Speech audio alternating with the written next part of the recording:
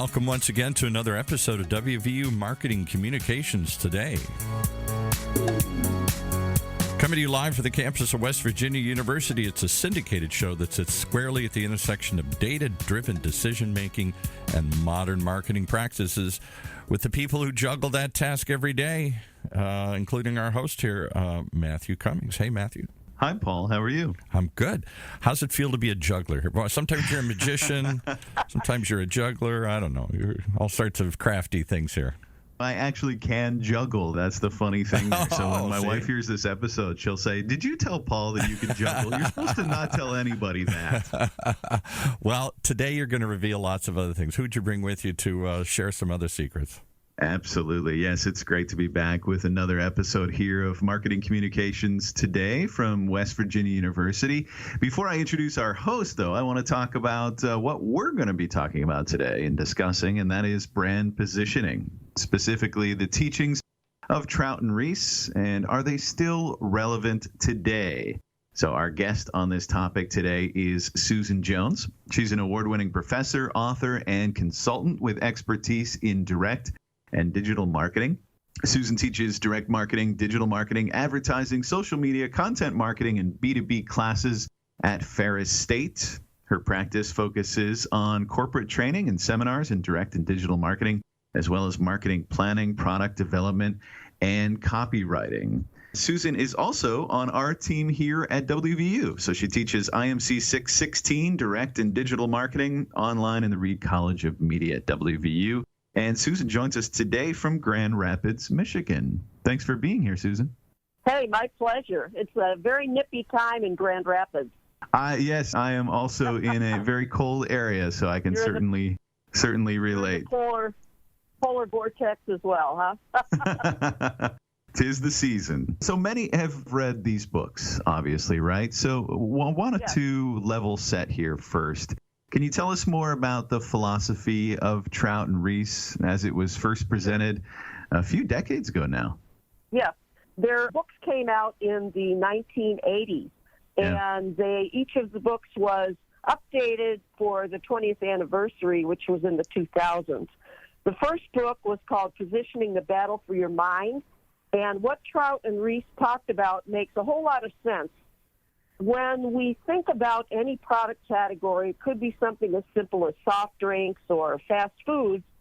As a consumer, we're asked to name how many we can think of in that category. It's usually no more than 7 names. Right. And in our minds, we put them in a little ladder. Usually people will say Coca-Cola for soft drinks first, even if that's not their favorite, because it's number 1, McDonald's for fast food, and then it goes down from there. But kind of the cool thing is that rung number 1 typically has 40% of the market share, so that would be like a McDonald's or a Coke. And then rungs 2 and 3 go down from there. After rungs 2 and 3, lucky if you get 5% market share. If you look at the fast food industry, those lower rungs, they're not burgers. They're something else.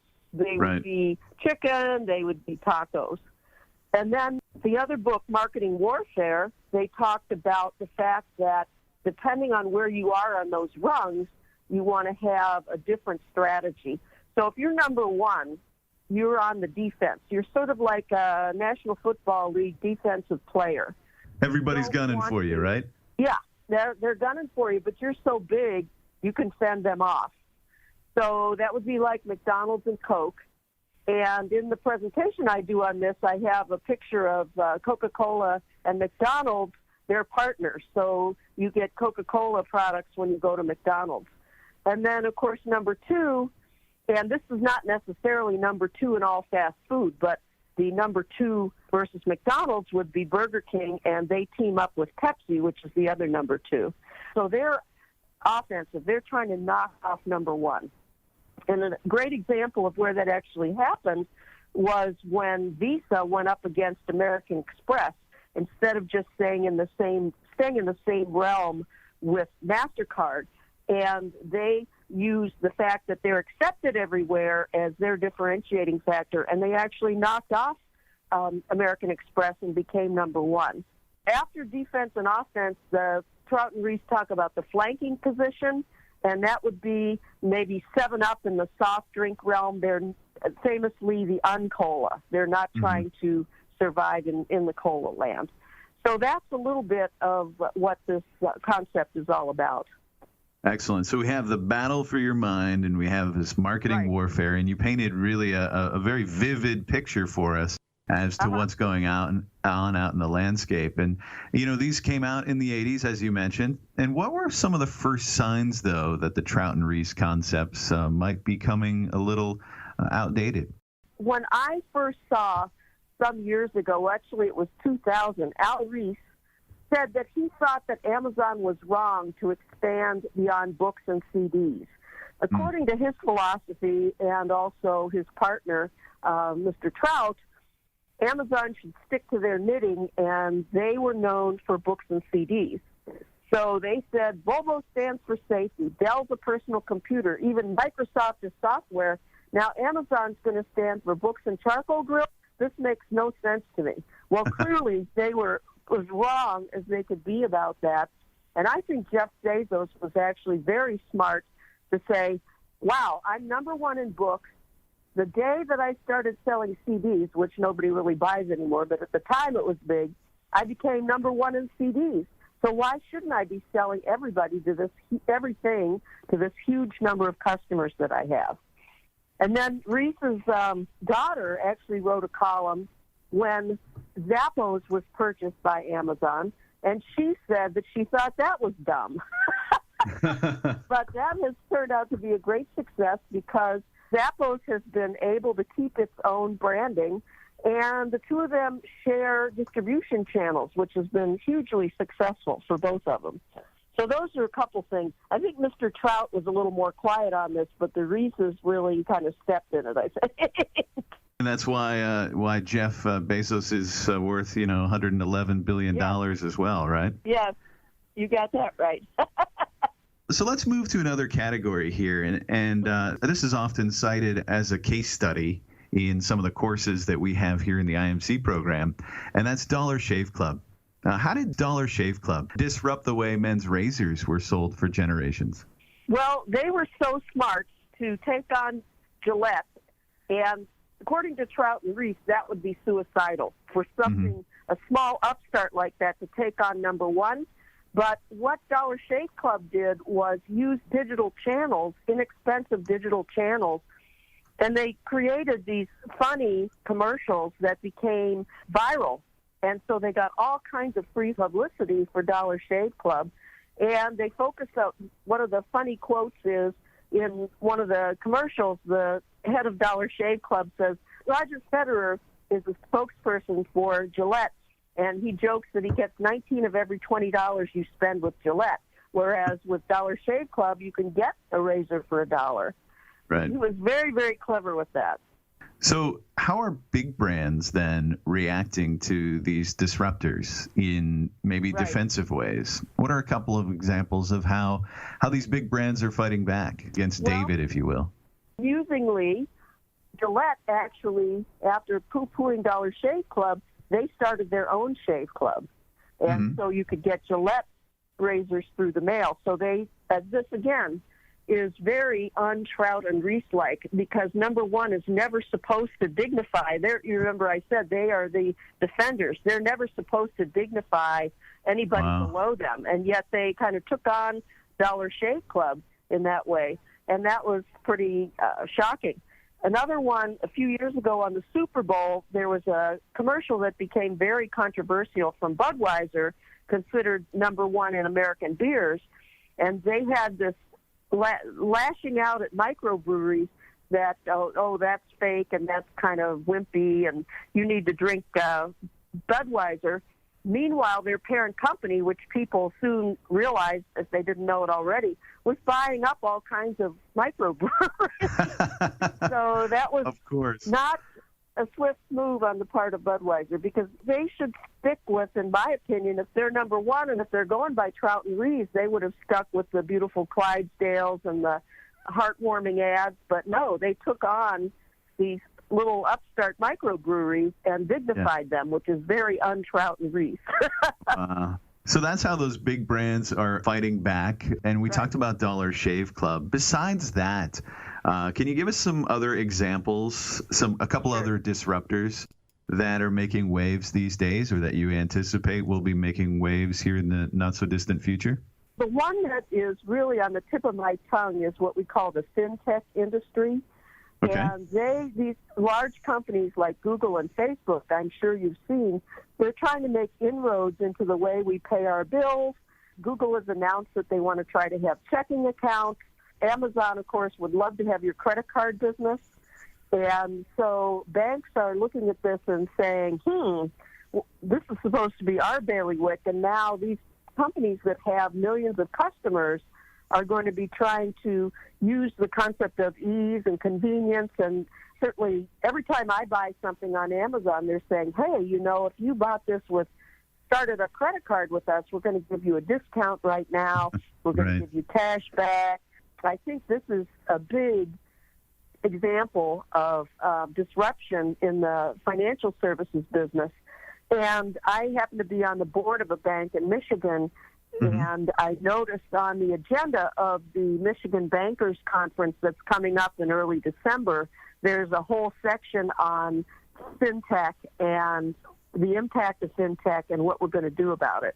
Wow. So, in fact, this morning I was at a bank board meeting and this topic came up, and the president of the bank, the CEO of the bank, said, we are going to stay vigilant about that. It's sort of like if you can't beat them, join them, and we're going to be looking at how we might be able to partner with some fintechs because obviously they have this huge audience of people that are pretty loyal to them.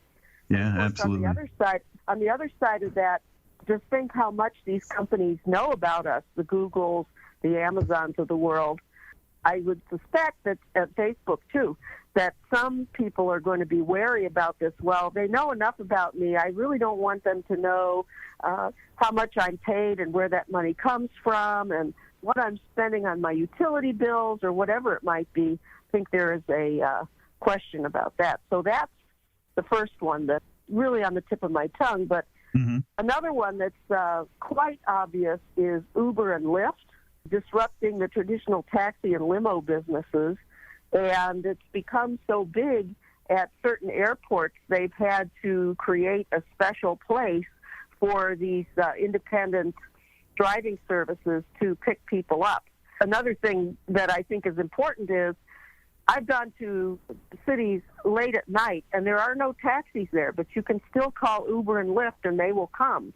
So it's a pleasant disruptor. It's also, in my experience, I use Uber as opposed to Lyft. It's cheaper than taxis. And the other thing is, the taxi business gets a little complacent. I've had taxi drivers in New York City that were on their phone the entire time I was in their cab. I had one a year or so ago that said the tip wasn't big enough, and he was just standing there with his hand out, So with Uber, you know how much you're going to pay before you even get into the vehicle, and tipping is optional. The Uber model has really made things easier for a lot of consumers. And I'm a baby boomer. I'm not a kid, but all my friends are using Uber too. And in fact, some of them were using it before I was. So it's not just for younger people. But then when we think about disruption, what's going to happen now to all the Uber drivers in the foreseeable future? We're going to have driverless cars. So the disruptor is going to be disrupted again, which is kind of fascinating. Wow. Just another example of that, Airbnb and the other home sharing services are really disrupting the hotel business, where people are buying properties just to list on Airbnb. Knew somebody when I was teaching abroad that was staying in a beautiful apartment, and I said, how'd you get this great apartment? And they said, well, we knew this person from Airbnb, and when she gets a good tenant like us for a month, she moves out and lives with her daughter. She gets all this money. A lot of people can be a hotel these days. And then I don't want to get too far into this, but disrupting the grocery business, the Blue Aprons and other companies that are giving you exactly what you need to cook dinner for people that they get sick of doing takeout. They want something fresher. So that's another disruptor. I mean, we got a million of them, right, Matthew? Yeah, it's interesting. You know, we often talk in PR and journalism that anyone can be a journalist. And a point that you just made there that really stuck with me is, you know, now anyone can be a journalist, anyone can be a driver, anyone can be a hotel or hotelier. It's really interesting times that we're in. I don't want to disrupt your flow here, but we do need to take a quick break, and we're going to come back and talk more about digital disruption and some of the industries that are ripe for disruption in the future with Susan Jones. So hang tight. We'll be right back. All right. Well, there is a place for disruption. It's called West Virginia University's Online Data Marketing Communications Program. It's the first of its kind in the country, and it's something you can find out very easily about today if you simply go visit them at dmc.wvu.edu. If you do that, you're going to find that they focus on strategic thinking, critical problem solving, and informed decision making. The Data Marketing Communications Program at West Virginia University is a place that you can go and prepare for your career by learning innovative tactics from award-winning faculty like those we're featuring today here. So if you want to learn more, it's just those 9 letters, DMC for Data Marketing Communications, dmc.wvu.edu.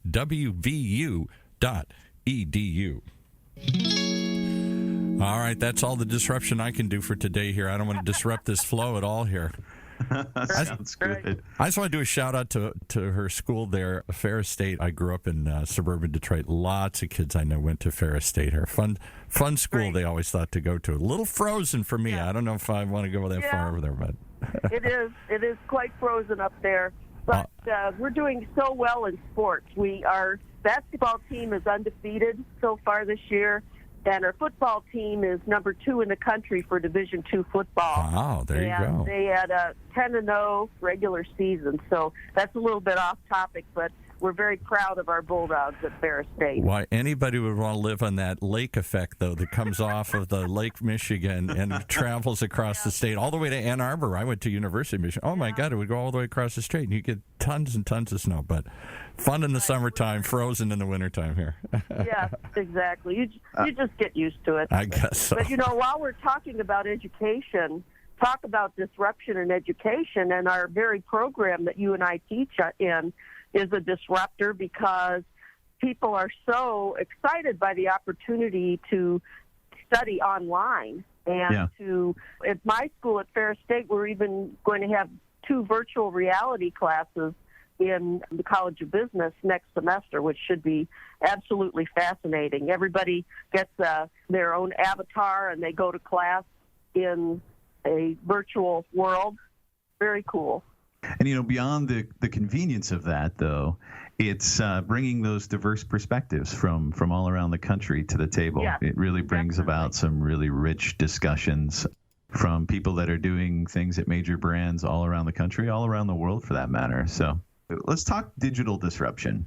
And so do digital disruptors tend to stay with niche promotional methods like social media and video, or do they expand more into more traditional mass media as they grow?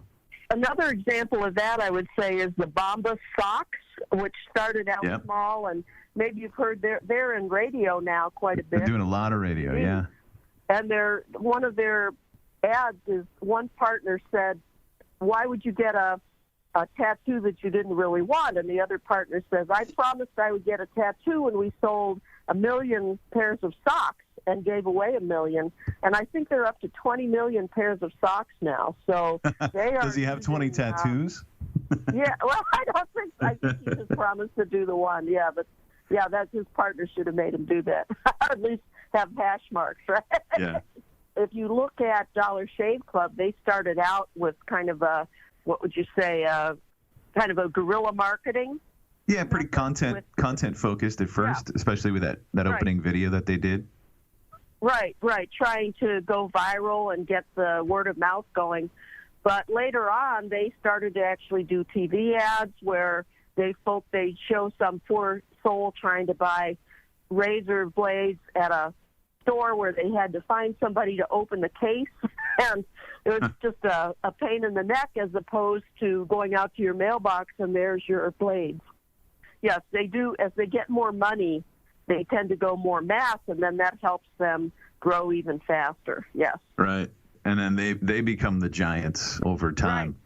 And that's another thing. It's a little bit off topic, but the younger generation just loves to say that they're doing good, like they buy Bombas or they buy Tom's shoes, many different product categories where you buy something and then you give something just by doing that. And it's kind of an easy way to feel good that you're helping somebody without having to spend a whole lot of time on it. Right. So that's another thing we're seeing a lot of. That's their key differentiator in many ways. So we've talked a lot about some brands, but Susan, what other fields seem to be ripe for disruption right now? So I think it's already happening in retailing, where we're seeing so many the old line stores either going bankrupt or cutting back, and that's because I don't know about you, Matthew, but I usually will say, I need something. I'm going to look on Amazon, and now Amazon can get it to me overnight usually, or 2 days at the most. So I can't remember the last time I went to a mall. So this is a huge disruption, and what we're seeing for retailers is they are going to have to create experiences to make people say, well, I'm going to get in my car and I'm going to go out even if it's January, and I'm going to go to that store. So special events and in-store things like I went to Ralph Lauren in New York earlier this year, and they have a beautiful tea room now in the store, which will get people into the store just to enjoy that. Lots of things that, like Nike Town has always been that way, where you could really experience something when you went there. I think we're going to see more of that, and I would consider that a reaction to the fact that retailers can't just say, here we are, you come to us. It's right. not going to work anymore. And then another one, of course, that's happening with Apple TV and Disney streaming opening up just recently. We're seeing more and more disruption of the TV and movie businesses. I still like to go to the movies and see something on a big screen, but I think that some people are just saying, well, I'll just wait till it can be streaming. We have a beautiful new movie theater that opened up here in downtown Grand Rapids, which was quite a statement for the future of movies. And the first time I went, there weren't too many people there. I'm hoping that it will make it, because the movie business is kind of iffy right now. People have great big TVs at home. Do they need to go out to the theater? And then we're also seeing the big networks, NBC, ABC, CBS, Fox, are losing viewers just one thing after another to streaming and to DVRing things or just not watching at all. So those are some other disruptions that we're really kind of in the middle of that. And I'm really going to be interested to see what kind of disruptions are on the horizon. It just takes a clever person to say, we could do this a different way, couldn't we? That's true. We can all be disruptors. We just need that big idea. Yep, we have time for just one more question, Susan, and okay. I want to bring this back to the consumer. Disruption, in your opinion, does it benefit the consumers? I mean, we've really talked about brands that have grown from nothing into multi-million-dollar or even billion-dollar brands when you talk Zappos and others. Is it a benefit to consumers, or is this disruption more of a negative for them?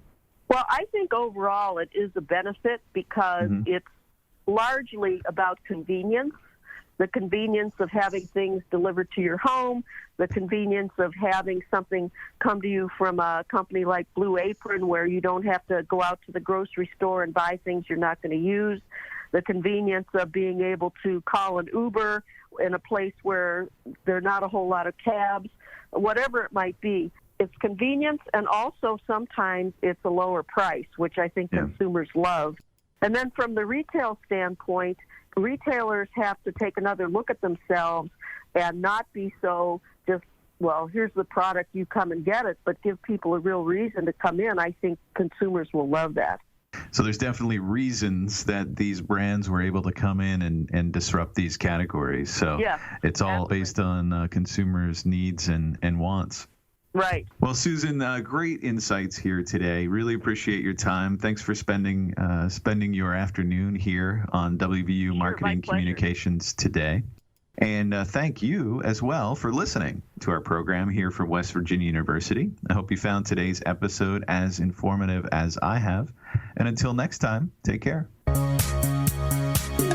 You've been listening to WVU Marketing Communications Today, brought to you live from West Virginia University, a bi-weekly program that sits at the intersection of data-driven decision-making and marketing practice, only on the Funnel Radio Network, for at-work listeners like you.